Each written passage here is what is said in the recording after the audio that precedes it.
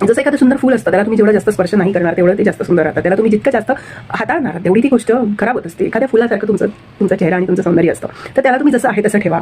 जसे आहात तसे तुम्ही सुंदर दिसतात. प्रत्येक जण सुंदर असतं, प्रत्येकामध्ये काहीतरी युनिक क्वालिटी असते. तुम्ही तुमच्या आतल्या गुणांना जास्त ग्रो करा, तुमच्या स्वतःमध्ये जास्त इम्प्रूव्हमेंट करा, काहीतरी स्किल्स डेव्हलप करा, ज्याच्याने तुम्हाला आपोआप ग्लो येतो चेहऱ्यावर. कॉन्फिडन्स जो असतो ना, तो सगळ्यात मोठा. म्हणजे तुम्ही कॉस्मेटिक्स यूज करून तुमच्या चेहऱ्यामध्ये काय ॲड करता, जे काही ॲड होतं, जी काही पॉझिटिव्ह थिंग आहे, ज्याच्याने आज एवढे कमर्शियल मार्केट्स चालतात, एवढ्या कंपन्या चालतात, एवढे प्रोडक्ट्स विकले जातात, इतकं मार्केटिंग होतं, अख्खा सोशल मीडिया कॉस्मेटिक्सच्या ॲडनी भरलेला आहे.